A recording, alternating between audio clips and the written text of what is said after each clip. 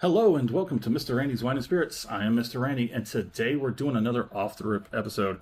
If you're new to the channel, hello, welcome. Come on in, get comfortable. Let's have a pour, shall we? All my returning viewers, you know how we do, so let's get crack-a-lackin', shall we? Today's off the rip episode is going to be of the Henry McKenna, aged 10 years, bottled in bond, single barrel, Kentucky straight bourbon whiskey. So there's your barrel number. I do believe that's a 199.49. And it was barreled on 10/3/2015. October 3rd, 2015. So that makes this bottle, that's right, children who can do math. It takes me a second. About what, 10 years? 10 years and some odd. Yeah, that's not important. Math's not important. I'm not a rocket science. I just fix air conditioners and drink alcohol. So this little booklet here has information which I'm not going to bother to go through right now. We will remove that. We're going to take a look at the backside. This 10-year-old single barrel is one of a kind. That's what single barrels mean. Distilled and bottled by Heaven Hill. I didn't even know it was a Heaven Hill product. There you go. A lot of the times, bottled under governments, yeah, because it's bottled in bond. There's your distillery numbers and whatnot. Learning new stuff all the time. So, let's go get this cracked open if I can figure out how to get into it. Ah, there it is. So Mr. Randy doesn't do a whole lot of review or looking into of most of these bottles, really, when he goes to get them. Oh, it's a cork pop. I wonder if that's going to come up on the video. It's a nondescript, sort of good organic, natural.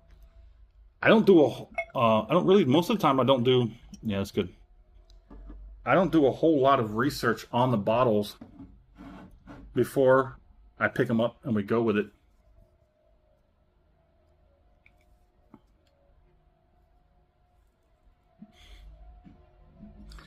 There we go. Bottled and bond, which means everything is about as natural as possible. Everything's kept in line. Ooh. On the nose. It's really smells like a very nice sweet syrup. Very much just like a sweet, mellow caramel topped with some vanilla. It's got a really easy, gentle nose on it. So Mr. Randy does a 3-part series. Part 1, off the rip, get it home, crack it open, have our first pour, share my first impressions with you because that's what we do. Part 2, full review time. We drink the bottle halfway down, we put the cork back on it, put it on the shelf, let it sit there for a week and a half, 2 weeks. It's on schedule. While it's sitting there, I go online, try and find as much as I can. I feel like I might actually get some decent stuff to talk about with this one. If not, everything I've been hearing about Henry McKenna from all over the place. But I'll have my own opinions, and we'll have some facts as well.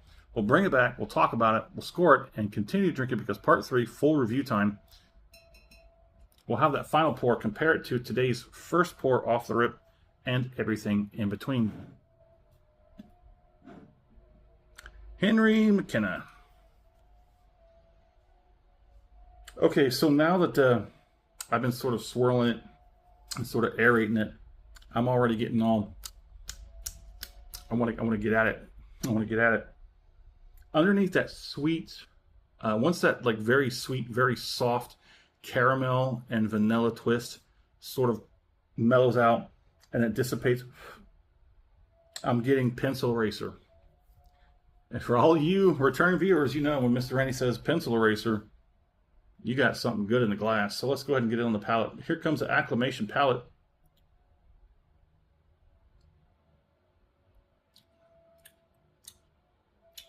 Okay.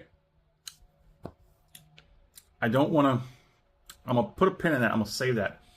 I've been trying to be more strict on myself about how I approach these things. I try not to talk about flavor or anything like that on the acclimation palating, because the second palating tends to be different. As I talk, I'm working out the palate. I mean, even though this is a bottle and bond, it doesn't hit like 100 proof. It really doesn't. If I were to have this blind and you ask me, what do you think the proof is on that? I would say probably closer to 90. I would say the proof on this would be closer to 90, low 90s, closer to 90 than 95. Okay, let's go ahead and go to the next one, I guess.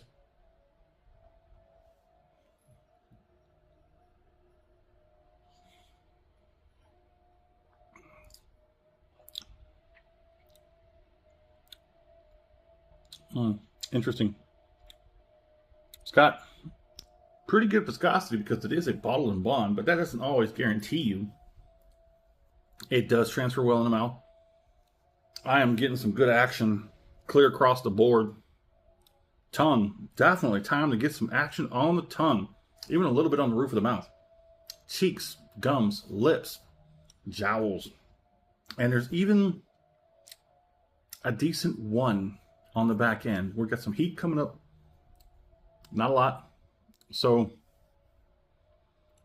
the second palating compared to the initial palating is roughly the same, just turned up a few good notches. Now that we've got it done, we got the initial palating out of the way, it was able to accept more of the fullness and give you maybe a cranked up version. So yes, I do get a lot of aspartame, sort of artificial artificial sweetener notations. This, it's very interesting. If I were to blind this, I probably would not pin it as a bottled and bond. I probably would pin this at a much more inexpensive bottle of, I would either say it's a very nice American whiskey, or I would say it's a mid bourbon. But again, I don't want to totally judge a bottle by off the rip. I've learned that mistake, and I will not do it. So once we get down to the halfway point, I usually find most bottles these days are getting really good on that second, third. It's really good right before the halfway mark, and still kind of good after the halfway mark. And it's usually this bottom part where it all comes down to the wire. The caveat to that may be is how quickly you drink the bottle. Now, each one of my bottles for the review process takes anywhere from 5 to 8 weeks. Now, the 8 weeks is on the furthest outside. The outliers take roughly to 8 weeks. Those are the group of the handles, the 1.75 liters. Yes, they take longer to drink because there's more there. Also, the ones that are pushing some higher proofs, yeah, those need to slow down and just take my time with those. And those are the outliers. Those are the ones that take up to 8 weeks. Most of the time, 5 weeks to 6 weeks is the benchmark. Sometimes it might be between the 6 and 7 week, but that's when I really come in at the final pour and I tell you, this bottle so and so probably best drank faster, sooner rather than later. So I'm getting,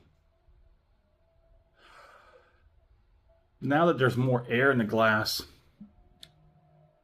than whiskey, and I've been shaking it and swirling it, the nose has softened down just a little bit, as be expected. The characters are confusing a little bit, but we're not at that point. We're past that point. We're here at the finish. Let's go ahead and do it.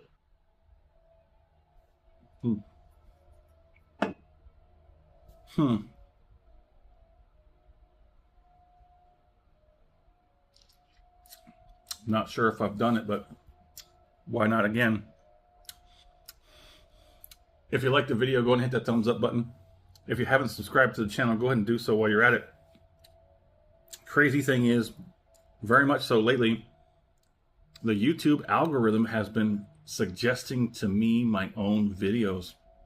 I don't know what that means. I'm still asking people. Other whiskey tubers don't know. Some of them say they've never had that. I haven't had anybody come back to me yet saying, yeah, I've noticed that too. Things have been going on with YouTube lately. They've been flip-flopping back and forth with their user interface and some other things as well. It's kind of weird, but okay, calm down, YouTube. Slowly, you know, pull us into something new. Stop slamming us in gears.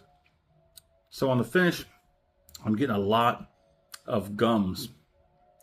The gums are coming in at the strongest. Second, after that, is the cheeks. The tongue is probably going to come in last, but there's still some action going on in the tongue. That's nice. As far as the heat in the back end, it's still hanging around the one out of 5. Yes, I'm still getting aspartame, artificial sweetener. I'm not saying there's aspartame in it. That's just how my brain keys in what it's sensing. It's like aspartame. It's not like old school bubblegum aspartame where they first started using aspartame instead of other type of sweeteners.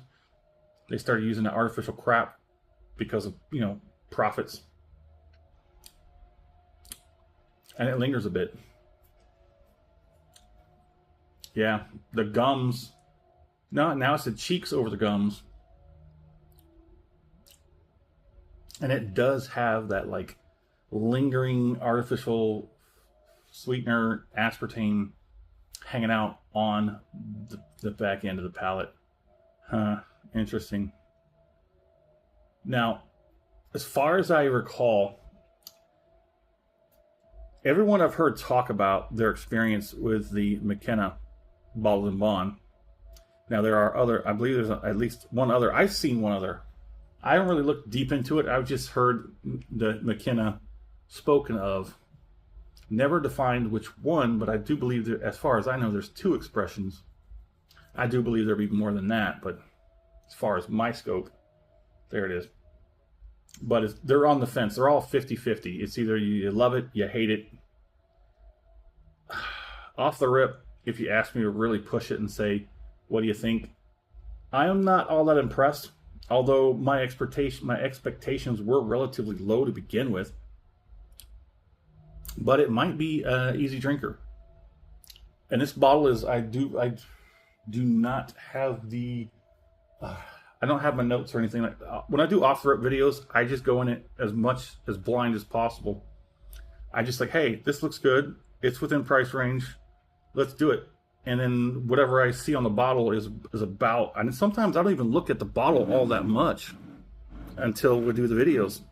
I just like that. I like going in knowing next to nothing and then experiencing that learning just the way some of you might be watching the video.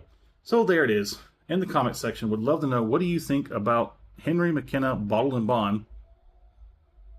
I'd also like to know, where are you currently at? Because I'd like to know what's going on in the world of libations around you, what might be available, how much it might cost you. All this data feeds my brain and the curiosity. Anywho, there it is. If you've had it, let's talk about it. And as always, thanks for stopping by here at Mr. Randy's Wine and Spirits. Sorry. We're going to leave it up in the air for now. How about that?